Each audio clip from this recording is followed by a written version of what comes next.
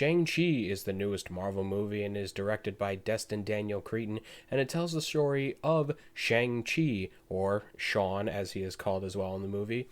He is running away from his past. He has some dark secrets kept behind him. He's living his life, with his best friend being, a porter driving cars, into parking spaces. But then his past comes crawling back and it brings him back into the places that he doesn't want to be, and now he has to fight his way out of it. I will give it to this movie. When it was first announced, when they did the whole press release at Comic Con and everything, and they did their layout of the newest movies that were going to be coming out in the coming years, Shang-Chi was not on my top of the list for movies that I was anticipating. It looked kind of like, okay, where are they kind of going with this? This looks like a bunch of filler to me. But they really took what I thought was going to be pretty out of place into something that it really matters in the universe. One of the things I want to get out of the way first is that the cast is really good throughout the entire movie. Simu as the main character Shang-Chi, really liked him. He was likable, he was charming at times, you really related to the guy. Awkwafina as the comedy relief side character, I thought she did really good, and she played her role perfectly. And then Tony Chiu-Wai Leung, I apologize if I'm mispronouncing all these names, as I usually probably do. Him as the main villain and being the father of Shang-Chi, it was really good. He was a very compelling character in this movie. He's one of the villains that was like, you understand where he's coming from and why he's doing the things that he's doing.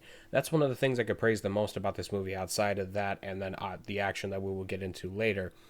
The storytelling in this movie, how they kind of tie everything together, even the flashbacks even that they choose to show, where you get a set of flashbacks and they show you what they want to show you then.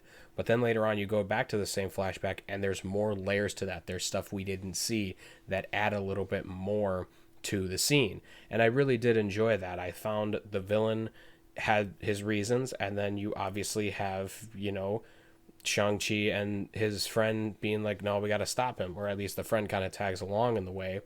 But overall, I thought that the story layout and everything and how it was paced, even because this is paced pretty fast throughout the entire movie with some downtime.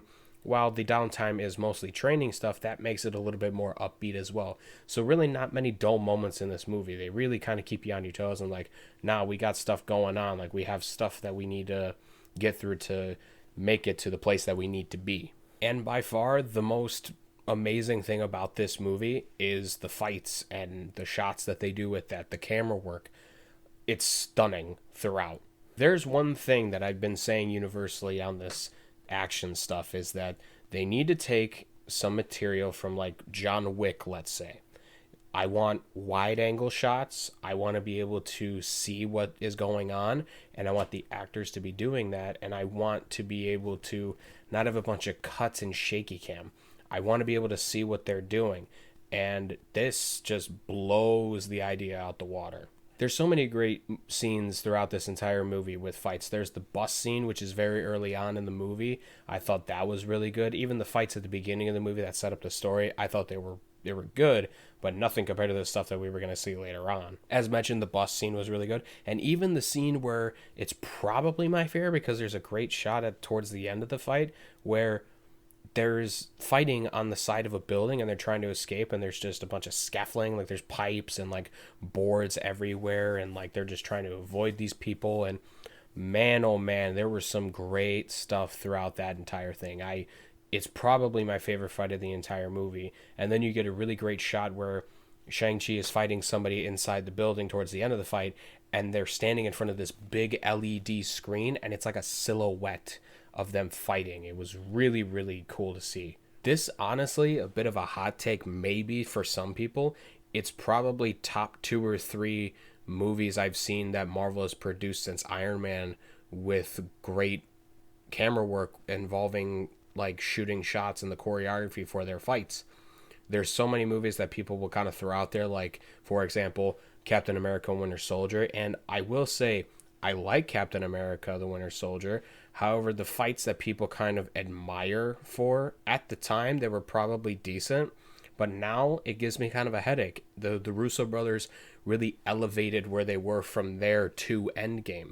They stop doing less of the shaky cam quick cut stuff that they did in their earlier on movies and adapt it to, no, we have to show everything. So it's better than that for sure. This is honestly top 5 movies for me for Marvel movies right now, at least in the cinematic universe.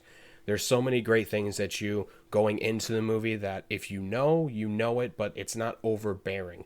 You could have gone into this movie not seeing a single Marvel movie, and you would have pretty much known about 90 to 95% of this movie is just its own story.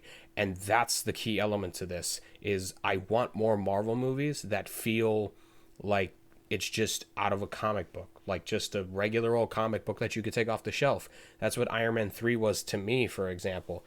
Iron Man 3 really has no sort of implications on that timeline whatsoever. But for me, it's a fun installment of Iron Man in that trilogy. That's what Shang-Chi is. It's a spin-off of sorts, and it works on its own. And I will say there are 2 post-credit scenes, and I won't spoil what is in them, but definitely the first one is going to be the one that probably more people will enjoy rather than the second one. But for sure, I would stick around with both of them because they really do give a lot of information for Marvel going forward. I'm going to give Shang-Chi and the Legend of the Ten Rings 4.5 stars. Thank you guys so much for watching. Look forward to more reviews very soon. If also you didn't know, I do podcasts as well, The Andrew Paul Show. Links will be down in the description below to follow me on Spotify, Apple Music, and Anchor. We'll be covering wrestling shows and other movies that I see throughout the weeks. Thank you guys very much, and I'll talk to y'all next time.